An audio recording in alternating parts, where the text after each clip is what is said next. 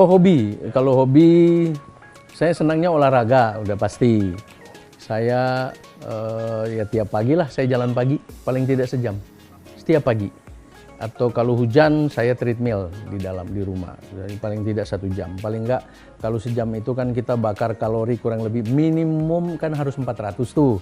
Tapi dampaknya ya sampai sekarang perutnya belum turun-turun juga. Tapi paling tidak menjaga motivasi kerja, ketahanan itu ya harus olahraga. Selain itu saya sepeda, saya golf. Jadi itu hobinya. Dan saya lakukan tiap hari saya.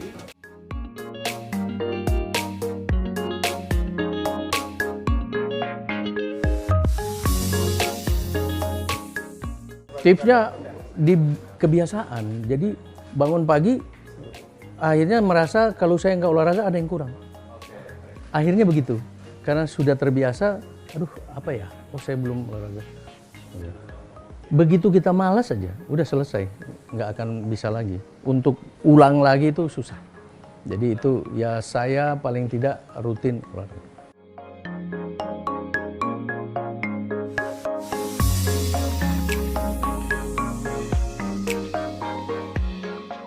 Oh iya, jelas. Tapi saya baru mulai nih. Jadi saya mengurangi karbo, saya mengurangi makan nasi. Tetapi memang susah ya. Kadang-kadang juga kita butuh itu. Apalagi lewat teman, aduh enak banget nih. Ya, mau nggak mau kita juga kepancing. Paling nggak kalau makan bersama ya kita sharing lah ke teman-teman biar dia yang makan lebih banyak. Kan kita bisa menikmati nonton.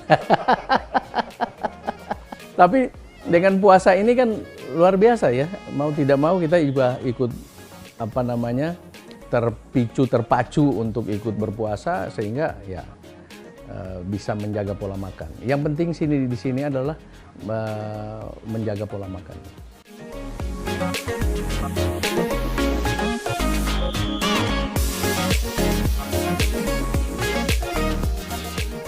Mie instan. Ya itu udah jadi satu kebiasaan dari dulu. Dan sangat cepat kalau kita minta segera datang, cepat saji. Dan rasanya juga nggak kalah dengan mie yang lain ya, jadi memang enak. Minuman sih saya air putih biasa, air hangat biasa.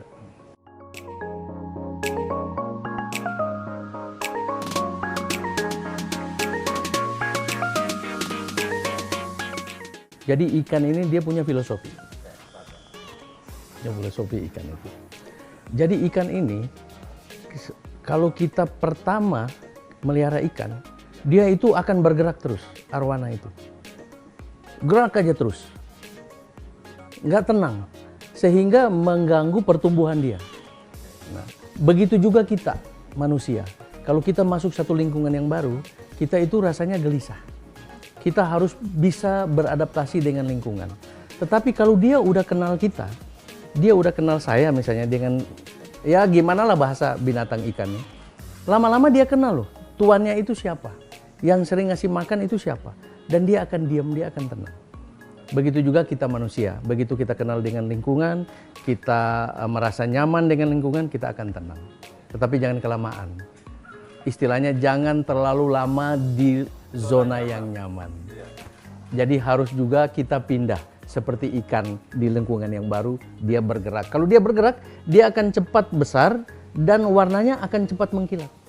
Kalau dia lama diam, ininya akan diam, warnanya juga diam. Tuh, begitu juga di karyawan. Kalau ada karyawan yang terlalu matang di situ, harus cepat dipindahin. Karena dia bisa saja bisa lebih berprestasi di tempat lain. Sebab kalau dia diam di situ, dia akan jenuh.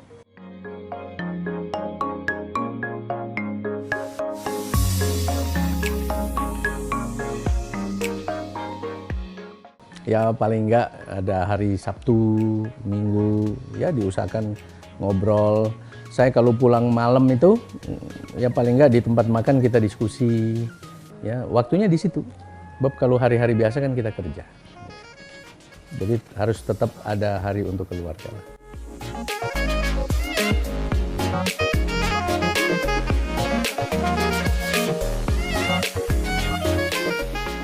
Ya itu, jadi kalau saya sih melihat lebih kecil lagi skop misalnya di Pindad, ya anak-anak yang baru masuk yang muda, Ya, mereka selalu jangan terlalu melihat bahwa tadi itu kita udah ada di comfort zone. Artinya satu tempat yang nyaman bagi dia, masuk kerja, pulang kerja, mohon maaf digaji dan lain-lain. Tetapi harus selalu punya motivasi diri sebenarnya.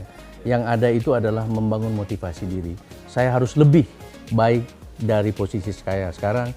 Saya harus lebih baik dari posisi orang lain.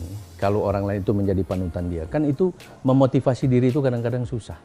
Ya, kayak tadi aja, kita harus bangun pagi, kita harus olahraga, itu kan memotivasi diri. Belum tentu orang bisa begitu tiap hari. Saya pun kadang-kadang malas. Jadi yang paling utama adalah memotivasi diri untuk lebih maju. Sekarang itu mereka lebih banyak belajar dari gadget juga ya. Kadang-kadang dalam kamar, ya. Kadang-kadang dia itu tidak bersosialisasi. Dia belajar dari sini aja udah cukup. Dia bisa menjawab semua. Apalagi dengan konsep yang tadi kita bicarakan AI, udah semua bisa terjawab. Informasi semuanya masuk. Sehingga dia tidak perlu lagi bersosialisasi. Itu akhirnya mempengaruhi dia pada saat dia bekerja. Ya, banyak di sini yang kita temuin seperti itu. Pas ditanya, kurang lebih kesimpulannya tidak mempedulikan lingkungan, tetapi lebih melihat kemampuan diri. Nah, ini ada positif, ada negatifnya, ya. Tetapi kalau di dalam lingkungan kerja seperti ini, kan kita butuh teman, kita butuh bersosialisasi. Dan untuk anak-anak seperti itu, dia butuh waktu untuk lakukan itu. Karena terlalu banyak belajar dari informasi-informasi yang ada di gadget. Nah, makanya yang masuk kerja di Pindad ada pelatihan. Dia di drill, dia harus bisa bersosialisasi, harus bisa bekerja sama, harus bisa menghargai atasannya, harus bisa memberikan arahan ke anak buahnya dan lain-lain. Terutama dalam hal bekerja sama. Karena anak-anak sekarang kalau dia punya sifat mandiri, itu sangat sulit untuk bekerja sama. Seolah-olah dia yang paling tahu, tetapi kan dalam bekerja, dalam membangun sesuatu korporasi terutama, butuh kebersamaan. Kita kerja aja, kita butuh strategic partnership kok, kita nggak bisa sendiri. Di dunia ini kan kalau kita sendiri juga kita nggak bisa, harus bareng.